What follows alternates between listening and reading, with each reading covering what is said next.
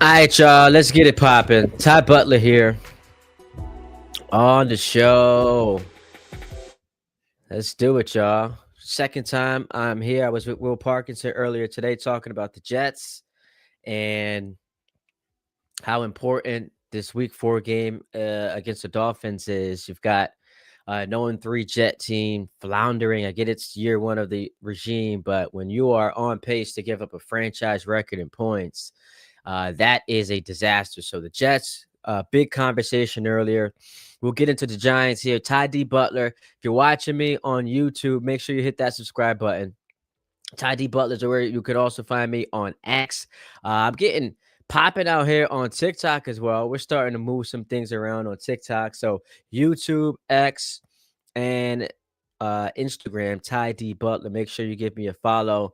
We are about to talk to one of my boys from college. It's been a minute. I think it's been like, 9 years since we both shared the same platform. So I'm excited to talk to my guy, Anthony Beers, Tony Joseph. The last time we talked, he was babyless and now he's married. He's got a kid. So, man, it's exciting to talk to you, bro. What's going on?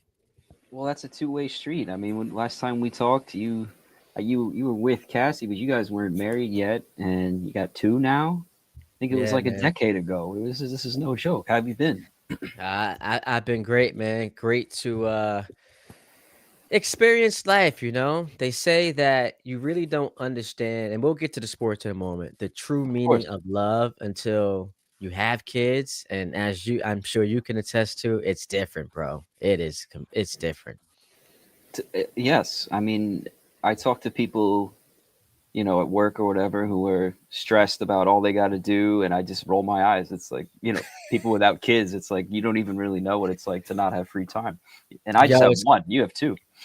it's crazy. My wife and I sometimes will chuckle. We'll be on the couch, and it's like you think about people who will tell you, yeah, they're tired or they're busy. It's like, what you tired? What you tired from, man? You don't have any children. You ain't waking up in the middle of the night taking care of multiple kids. But anyway, big announcement yesterday, and Dable just spoke, so we're gonna Yeah. put his comments on the screen. But big announcement yesterday, so I'm curious as a diehard, lifelong Giants fan. Jaxson Dart in, out goes Russell Wilson. Week 4 against the Chargers defense that's holding opponents to under 300 yards per game. They were the number one defense in the NFL last year. More of the same this season. So, upon learning this news, what was your reaction?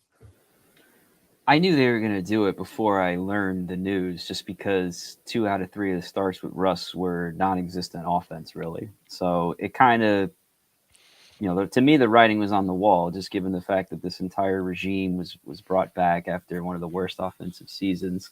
They're going to have a short leash with Russ for sure. I never really understood why they signed Russ in the first place. A lot of Giants fans didn't. The timing of it seemed weird. Um, but we're talking like we haven't talked to each other in 10 years. I don't think either of our football teams have even moved the needle remotely in that entire time.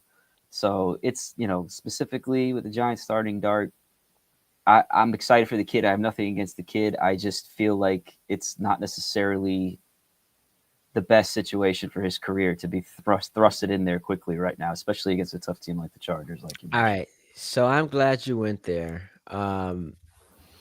Jordan Renan, who is at the media availability for the Giants, just put this tweet out that I'm going to throw on the screen because uh, there is some trepidation. There is a lot of trepidation about why this move was made. Does it make sense? And here, for a moment, let's see if I can do that. Hang on, hang on. Let's add this. Trying to throw it on the screen. StreamYard is giving me some issues. Um, but anyway, as we go through the tweet, Jordan Renan says Brian Dable made it very clear that this is quote unquote my decision to start Jaxson Dart. Talked with ownership in the front office, but he's adamant this was his choice. Now, here's the thing. I am very curious. Do you believe that this was strictly on Brian Dable, or do you think there was some pressure from ownership? John Mara was at the game watching his team on national television. get embarrassed. I thought that sequence of events, uh, in goal to goal situation from Russ, where he's just chucking the ball into the tunnel, was so embarrassing that Yes. to me that signal change needed to happen. But do you think that this was strictly on Brian Dable or ownership had something to do with it? I think every single decision the Giants have made in the last, you know, And there post we go. Here's Coughlin a tweet. years. There we go. I love Jordan Renan, by the way. But like post Coughlin, we have to go that far back. Every decision the Giants have made, I believe, has had too many cooks in the kitchen. I don't think it's ever like a Bill Parcells situation or a coach with a lot of authority kind of just walking into a room and saying, "This is my decision." Now, I don't think Dayball's lying. I think Jaxson Dart was his guy. I think him and Jay O'Shane were in alignment with trading up to get him. Where I think ownership intervened was forcing a veteran with a Super Bowl ring onto the roster. Because, yeah, like it was a really bad year last year. If you remember, owner John Mara was kind of the one who green lighted Daniel Jones being released mid year, which kind of just said the rest of the year is a wash. So to go from that, I kind of felt like those initial headlines when the Giants were chasing after Stafford, talking to Rodgers, ended up on Russ was like their third or fourth option, right? Because it's not that enticing to come here at this time. That I think had a lot to do with ownership. So I think forcing Russ in the beginning came from ownership and put Daboll in another tough spot. And I could see him being like, "Look, I'm 0-3 again. The losses continue to pile up. We're losing the presence of our players. Like, you know, Dexter Lawrence doesn't seem too happy. Malik Neighbors, we know, is never happy." So I kind of get the sense that Daboll kind of said, "Look," and I also get the sense that Daboll really wanted Dart to be the number two, which I didn't agree with to begin with. So to answer your question, I think ownership's mucking with the decisions, but I do believe Brian Daboll when he says this was his move. So I'll say this, and there's not been a lot for me to give credit to the Giants for in the last decade. But I approve of this move because there is no way you come out of watching the first 3 games of the season and think Russell Wilson is going to be anything better than what he was, especially if you watched the Steelers last year and how they ended their year with 5 straight losses, couldn't score more than 17 points. People forget they had the AFC North won. Baltimore wasn't running away with this division. The Steelers had it won. They lost 5 in a row, including to Baltimore once during the regular season and then again in the playoffs. And Russ at that point was so cooked. So I found it odd that the Giants were interested in him this past offseason. I also find it odd. What's the point of Jameis Winston being here? Why is he your third string quarterback? I So, don't know why they're not going to Jameis Winston right now. That to me well, was the move that made more sense. No.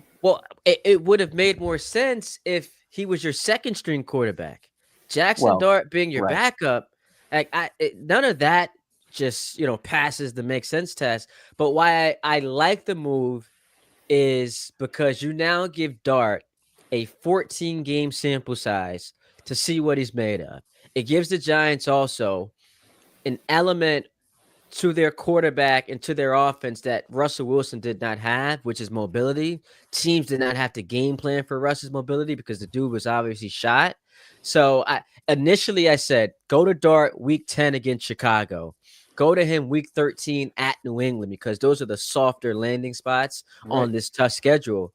But after what you've seen the first, 12 quarters, and he's the backup quarterback, the question can't be, is he ready? Because if he were not ready, he's not your backup quarterback. And like Well, I Russ, question if you question that to begin with, that's the question. I think from a Giants fan perspective, we've had questions from the start. Why, you know what I mean? And I don't mean to interrupt you. I think just like nah, go ahead. to your point, it was extremely odd that Jackson Dart was the number two when you had already signed Jameis Winston. And it just seems like, what are you going to do next? Is Jameis Winston solely here to be a backup? You see when he gets paid $5 million, you kind of think that's backup money. So that does make sense that he would be like a number two. But I don't think what bothers me the most about how they handled Russell Wilson is not that he's cooked. It's not that, he looks exactly like he did on the Steelers. If you had watched anything of Russell Wilson, what does he do well? He throws the ball into the flat and he throws his moon ball. He can't get it over the middle because problem he's always had in his career is he's a short guy. It's not exactly easy to throw it over the middle when you're like my height or your height. We're about the same height if I remember. So I give Russ a little bit of slack because he came as advertised Did throw for 450 yards his second week, which was a career high for him. Yes, against a non-existent Dallas defense, but it's still something. And we literally set him up to fail. And how many times do we see players leave here and do better elsewhere? So I'm not going to go out here and say Daniel like Russ. Jones. Yeah, we can go there. Let's do it. No, but because you just said something, the Giants set him up to fail, and you're talking about Russell Wilson. But we could also Yeah, say the same thing about Daniel Jones, who's having right. success in Indianapolis. You watch Saquon have literally a career, not just a career year, but an historic year with the Yeah. Eagles. So it sounds like to me you've soured on this regime, being Joe Shane and Brian Dable. I mean, how could you be excited about this regime? How could you actually say like, oh, these guys, they really make me feel good about the direction of the ball club. I would be ill to find even the most positive Giants fan on earth that says they're definitely believers in these guys. Now, if you are one of those positive folks, you might say, give Dayball time with his new quarterback, see what happens. And I guess that's sort of literally where we're at. Like the entire future of this regime resides on that. But to me, it's like Daniel Jones leaving and being 3-0 is what's most glaring. I think Daniel Jones has put up pretty good numbers. He's not, he had a very good first game, but his couple games after that, they kind of look like the stat sheet that we saw in losses. Just, 240 yards, one touchdown, 60 to 70 rushing yards. That's typically what you see with him. So Barkley, we already knew was great. He went from great to legendary when he went to, the Philadelphia Eagles offensive line. So it's frustrating because it's like you see those two guys. I think it was a joke from an Eagles friend of mine. He said, "Man, can you imagine Daniel Jones and Saquon Barkley on the same team? That team must have been legendary." And that's just salt in the wounds. All right, so a lot of different places I can go with you, man. I know we only got a little bit limited time, but the Giants now at 0-3. Here's what I like about the move to Jaxson Dart. They're going to lose to the Chargers, but I do think the first half can be competitive. You've got LA now smelling itself 3-0. They're looking ahead to future weeks. They're also West Coast coming East Coast. So first half I think can be competitive. Chargers are going to end up winning it. Next week after that, the Giants then go to New Orleans. And Dart should have, after one game underneath his belt, more confidence, a game plan suited to his abilities. He should have some success in week 2 against the Saints. Now, then it's a short week against the Eagles, but at least you get him one game under his belt against the Chargers, who he then the following week goes on to play what might be the worst team in the NFL with the New Orleans Saints. The whole process stinks of desperation. Yeah, I think it would have made a lot more sense for if you really wanted him in early in the season. I think starting him against the Saints would have made a lot more sense. But because nobody wants to look like they're second guessing themselves, they're not ever going to say, you know what, let's see what Jameis can do, and then put in Dart when we're ready to do it. Because if you really just want to see that Dart is good and Dart is competitive, and I don't know what kind of version of him we're going to get. We saw some nice things in preseason. He had a good career in college. Seems like he's got a good head on his shoulders. He certainly fits the mold of how Giants evaluate. I mean, I hate to say this, it kind of reminds me a little bit of Daniel Jones, just in terms of, not necessarily from the same school, but the same build, same approach, maybe better arm strength, obviously a more impressive career in the SEC coming from Ole Miss. But I would have thought, if Russ really stinks, that Jameis should be the 2, and then you see what you got in him, and then when the season's completely lost, because right now it's basically lost, but close to being officially lost, then you put in the kid, because that's the best way to make the most out of all 3 quarterbacks. If I can't say I like what they're doing because I didn't like what they were doing in the first place, but obviously I'll be rooting for Jackson. The only hope is, maybe the Chargers are a little arrogant coming into MetLife thinking 3-0, hot stuff, right? I think the problem, and listen, I agree with you. If you look at the Giants' schedule, it's brutal.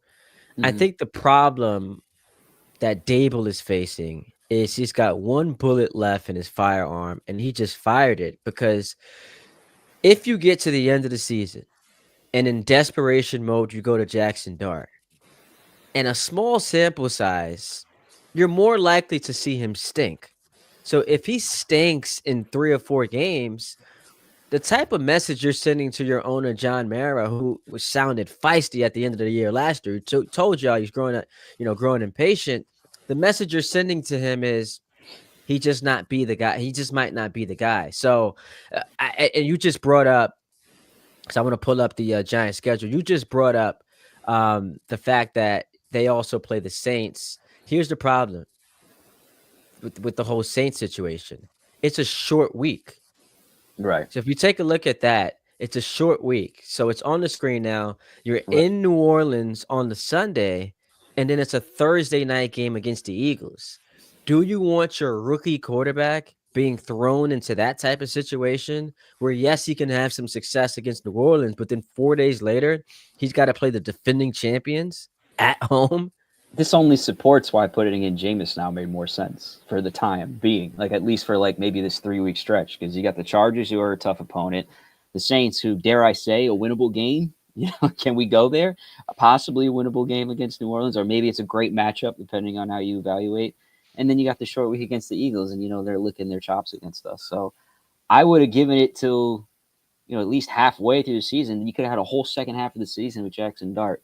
This just shows, similarly to how John Mara, like you said, was a little feisty last year, how he handled that awkwardness and was puzzling at that time. It's still puzzling a year later. It's at a point now where I can't really justify the decisions because I don't agree with them in the first place, and I know a lot of Giants fans do not. And you know what's so funny? So Dan Graziano had this report that the Giants had a plan for Jaxson Dart, and they were not going to waver on that plan. I find it hard to believe. Coming into the season, they were like, you know what? Week 4, perfect spot for him. More, They're calling it Dart week 1. I think this staff would have preferred Jaxson Dart week 1, and maybe ownership pushed the whole Russ thing. That's the only thing I think that makes sense to me if I'm reading between the lines. Well, because I've heard people say, and maybe I agree with this. If he's ready in week 4, then he's ready in week 1. Right. Like, did 3 weeks really change much? Right. I mean, he looked good in preseason, and then and he's also playing these weird random plays where he's just checking in to run some RPO. Everyone's saying, "Oh, why are they only bringing him in to run?" I just want to point out, like, these are RPO plays. Like, I think he could pass it. He just hasn't yet. He's choosing to run because he prioritizes running. So I'll tell you right now, it's only a matter of time before this kid gets his bell run, because he seems to be looking for the contact. I like that for certain, but with quarterbacks, you're going to get hurt. And then what do? Do you go back to Russ? Yeah, well, Dable just said Russ is the backup quarterback. So what the hell do you say that for? That to me was the most frustrating thing out of everything he said today. It's like, you should be trading Russ, right? Or if you really believe in Russ, trade Jameis, like trade one of them. You never needed to lose Tommy. You just kind of went through a whole process that made absolutely no sense with the quarterback. So if we look at the schedule, man, this is Chargers, Saints, Eagles on a short week, at God. Denver. I know that the Broncos have been disappointing to start the season, but at some point they should figure it out. Then you're at the Eagles again. The Niners are dealing with a bunch of injuries. They just lost Nicky Bosa. At Chicago, home for Green Bay, at Detroit. We saw what they did to the Ravens on Monday night. It's a tough schedule. So anywhere you drop him, it was always going to be impossible to find like the perfect landing spot. My biggest fear is and this is why I get so frustrated, because it means that I'm repeating myself.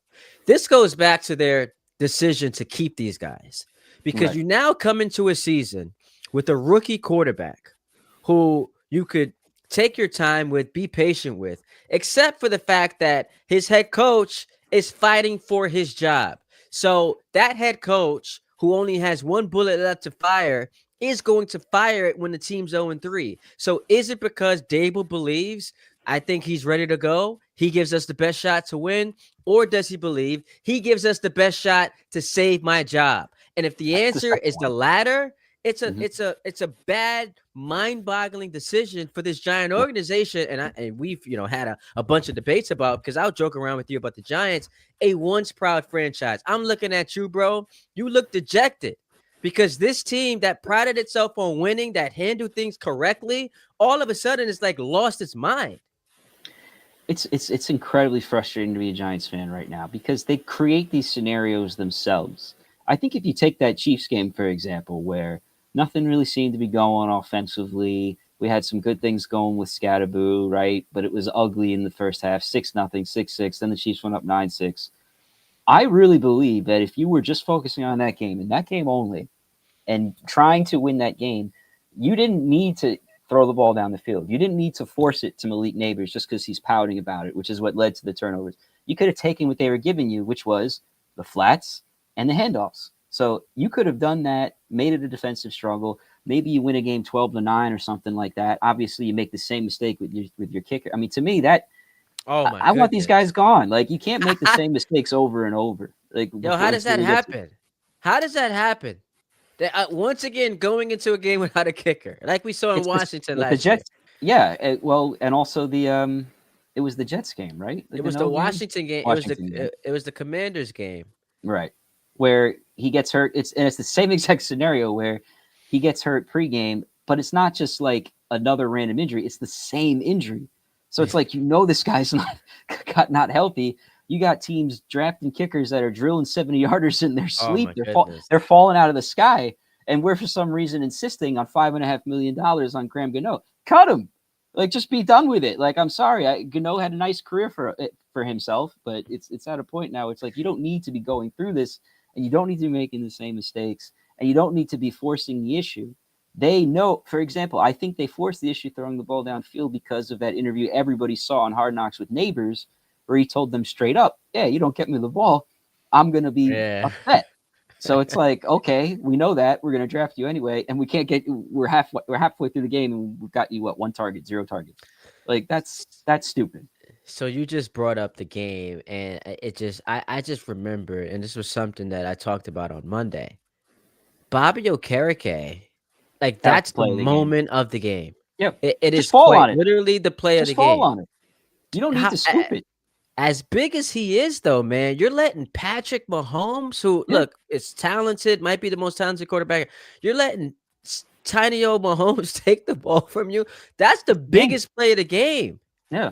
And of course, I'll give Okereke a little bit of slack because Belton had no idea this was a live ball, and this is like Belton could have walked in with nobody even touching him. He's because he was covering the guy who was initially being thrown to, and Mahomes did the same mistake he made before. He's like, I don't want to throw this, and he like act like he's throwing away. He's like, oh shoot, I just threw a backwards pass, and he did it twice. Yeah, And first time the refs didn't really even know what the heck happened, and the second time the Giants could have had an easy 6.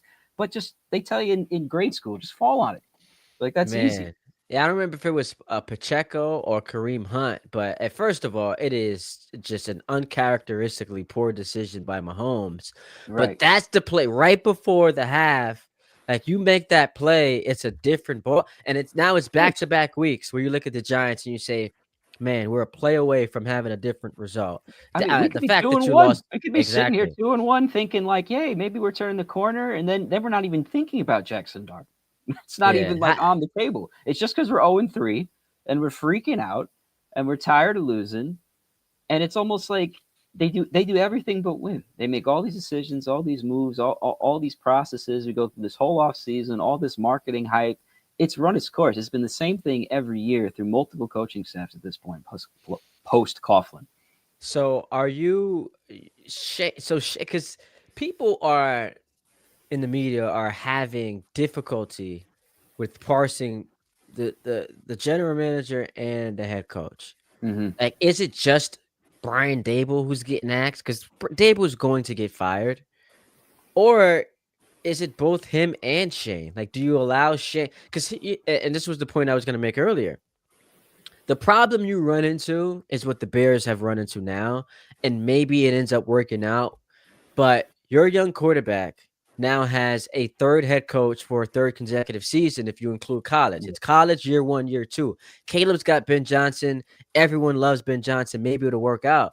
But do you want Jaxson Dart to have another head coach once Dable No, gets fired at the end of this year? no. So that I mean, you're saying it like it's conclusive, and it's like very high chance.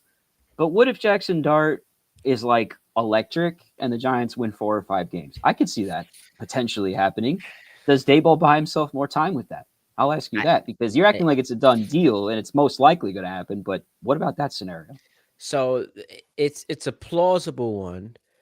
Hard for me to imagine the team that has now lost 13 of its last 14 games are all of a sudden going to go on a run with this rookie quarterback who is devoid of experience against ones in real football games with the schedule that's coming up. That's the like obviously if No, if I'm not they going to argue reel with off that. wins, if they reel off wins and it changes the conversation. But I don't think any of us at this point expect that to be the case. No. I mean, you look at like New Orleans, New England, Chicago, you think maybe there's some winnable games there. But even then, no game is guaranteed. But I, those I games, those teams are also saying that about the Giants. yeah, Because I was doing an interview with the Jets podcast earlier, said the same things like, oh, this is winnable. Well, those same teams are playing this is winnable against a team that's 0-3. right. Well, last year it was like the Giants, the Jets, the Browns, and the Panthers. Seems like the Panthers are starting to turn the corner a little bit and getting some success. It's the Giants, Jets, and the Browns and everybody else at this point. At And at least least the the Browns Browns, got a nice win against Green Bay. Yeah, I got that. exactly. But like they still got no offense, million quarterbacks in the room. They have all their own drama.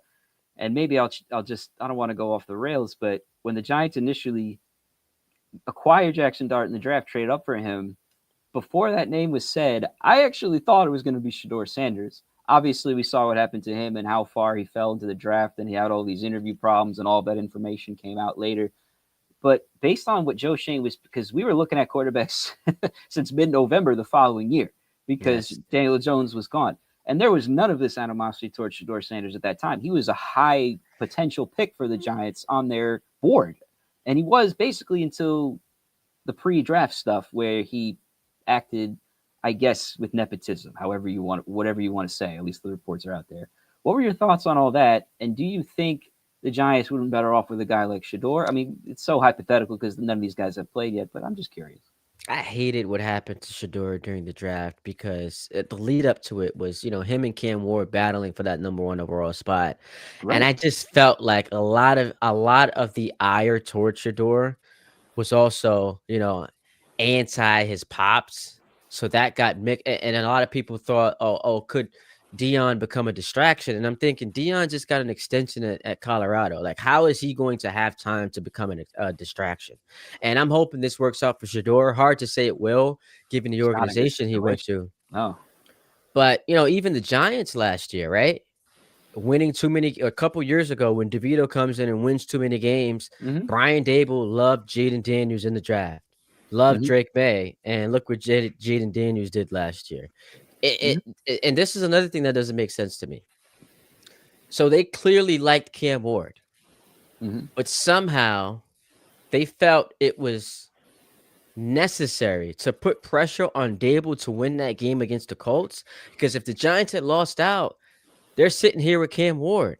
So if you felt like Dable was going to be your guy, why was beating Indianapolis so important?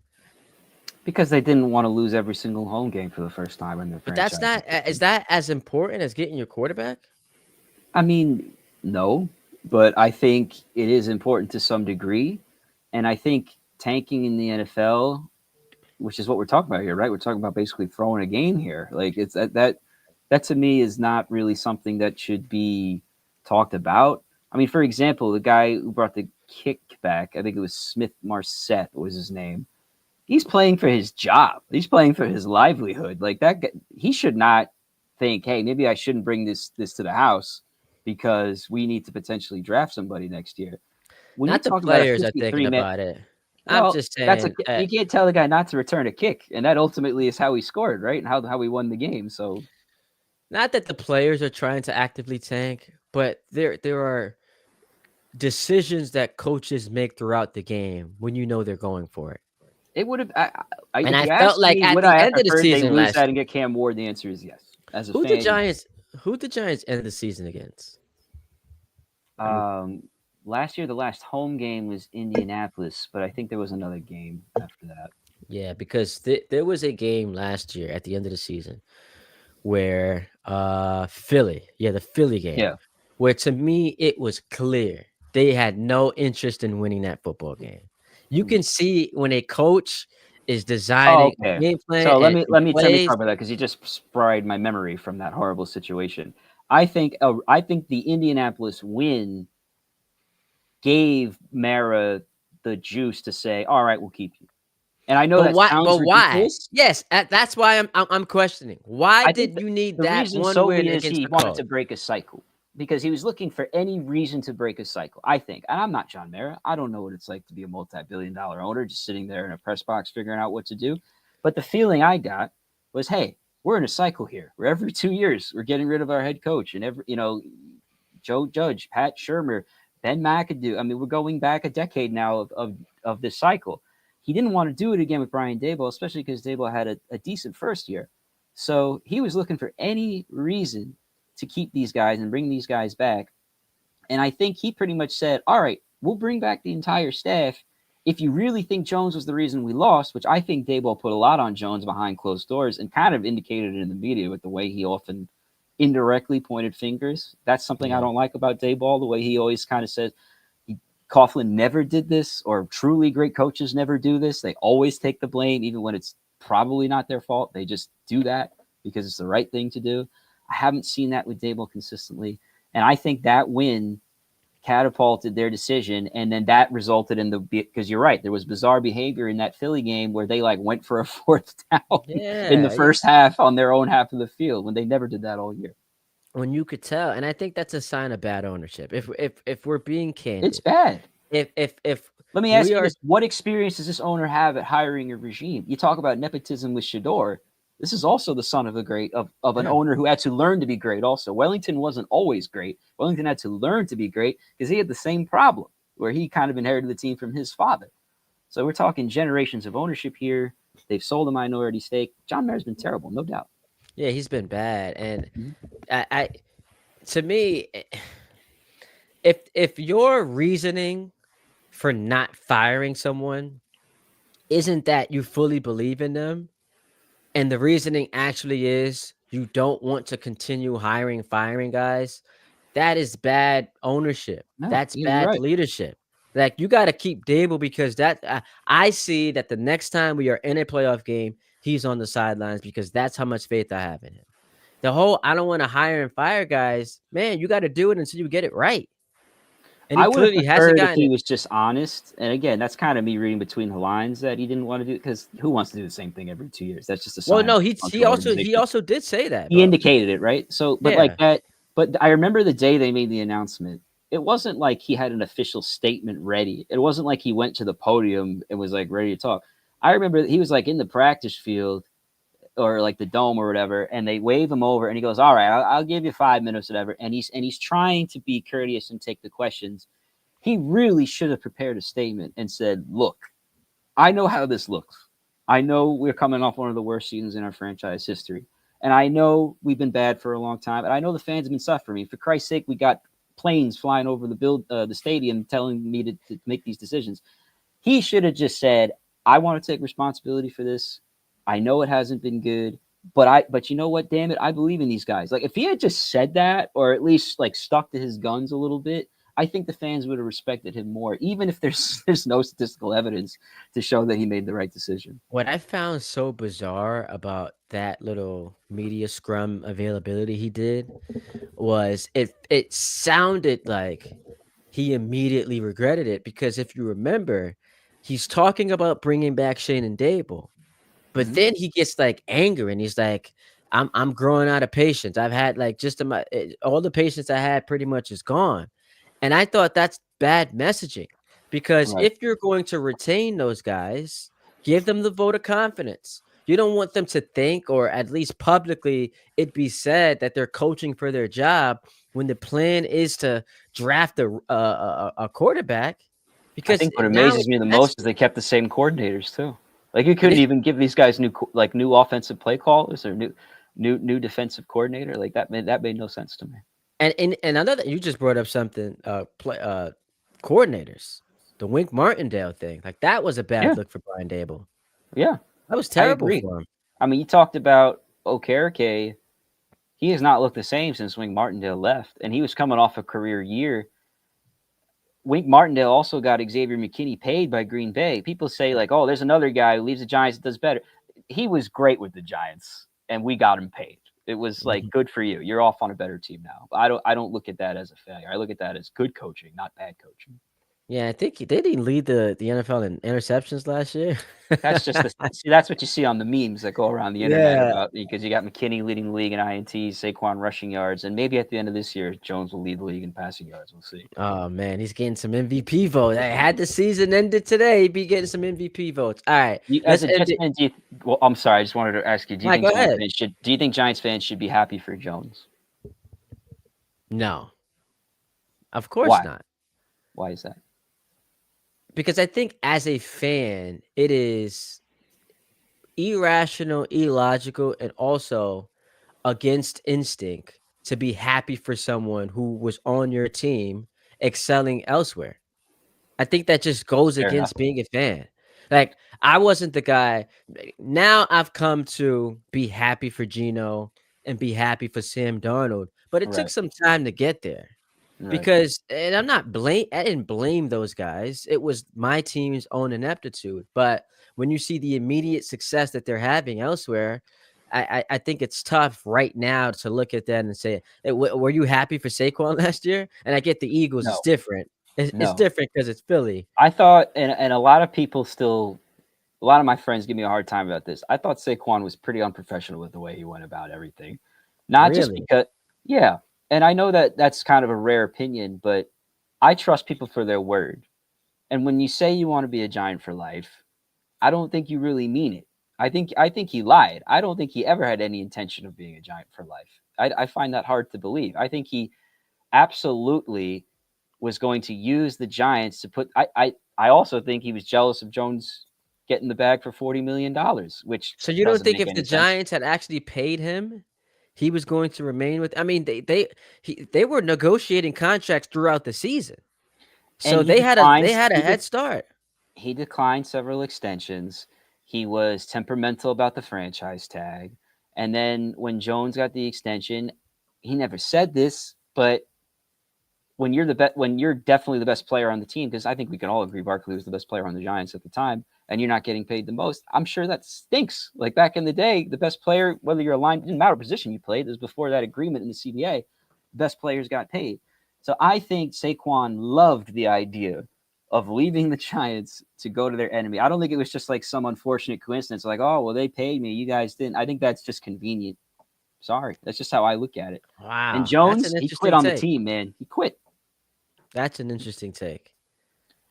I know it was a little more money, but it was like not that much. And then it just ended up being more with the signing, but and then the extension they later gave him. Yes, it was significantly more, but I mean, we were for a long time like Barkley was upset that the Giants were offering him like 14 per year when he wanted like 15. Like it was that low a number. And I look at things differently when it comes to money. Like, what can you buy with $15 million that you can't with 14? Like, I, I don't get that. I think I know you. yeah, but I think we are in a different sphere when it comes to that type of stuff. When you are an NFL player and you've Mhm. got such a short shelf life because of how Oh violent the yeah, sport is, I think you got to get every penny you can. This I idea of being loyal to an organization, especially when that organization has not been a proven winner. Yeah, they won one playoff game with Saquon, but mhm. I don't know, man. I that to me felt more like a Joe Shane issue than it was a Barkley issue. I think if he had gone anywhere else, I would probably feel a little bit differently. But at the same time, like let's just for fun, if you were an amazing NFL player and you were, approaching your free agency, and let's say you were drafted by your favorite team, the Jets, and the Jets were offering, let's say it's the same scenario. Jets are offering you 14 million. Another team is offering you 15 or 16.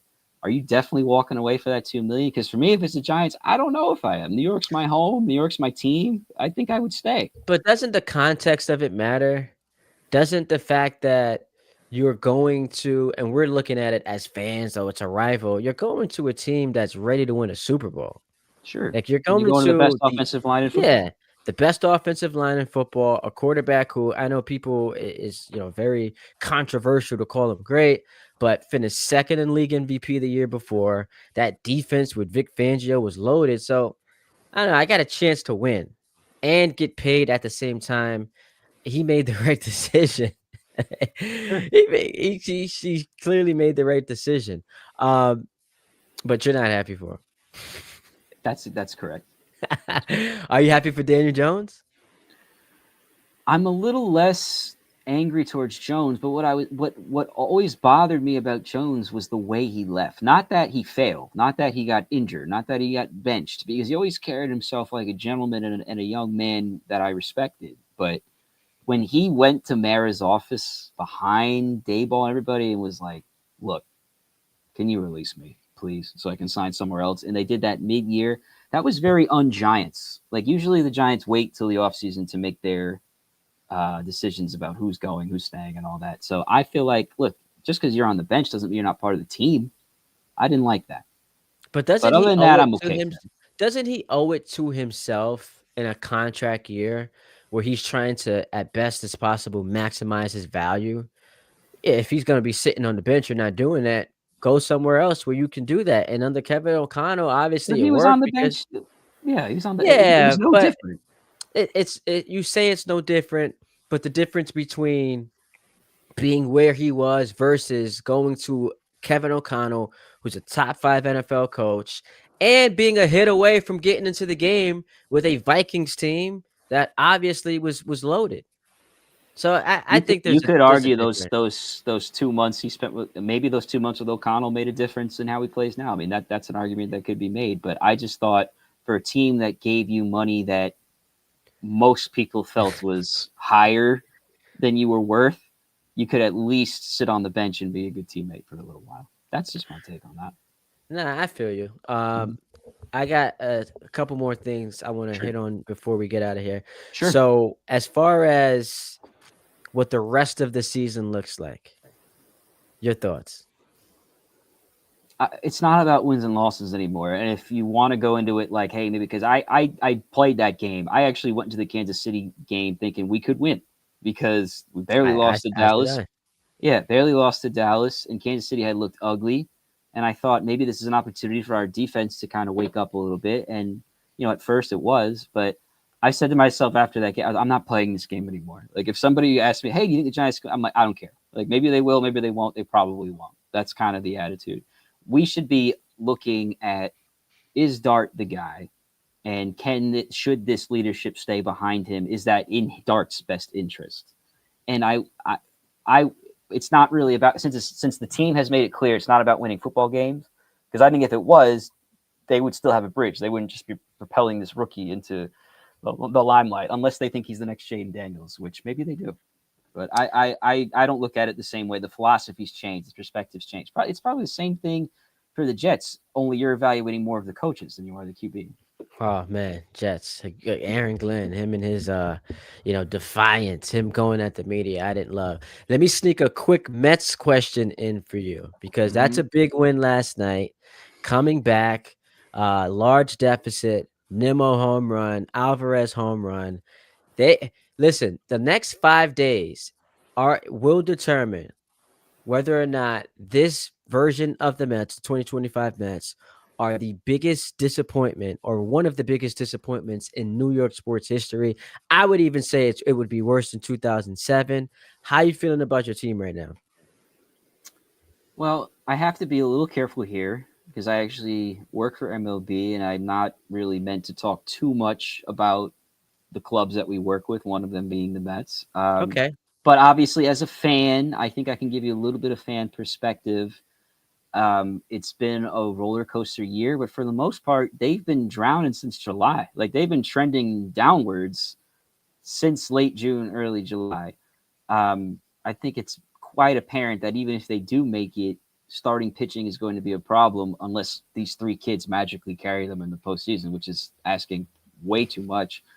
Um, it's disappointing. I think the Yankees have had a similar second half, but at least they clinched, and you never know what can happen once you get in the dance. So hopefully the Mets can find a way to squeak in. I mean, I think it's going to be like every night we're scoreboard watching for the rest of the week. So basically, our postseason starts now. Just got to enjoy it. All right.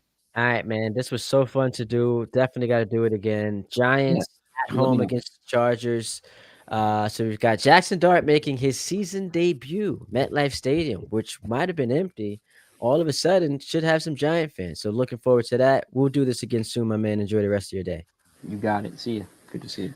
It's good to see you, man. All right, y'all. Thanks for tuning into the Ty Butler Show. We will be rocking and rolling here the rest of the week. So keep it locked. Hit me up at Ty D Butler. That is on Instagram, on X, and follow the YouTube page, Ty D Butler. I'll talk to you guys again soon. Holla at your boy.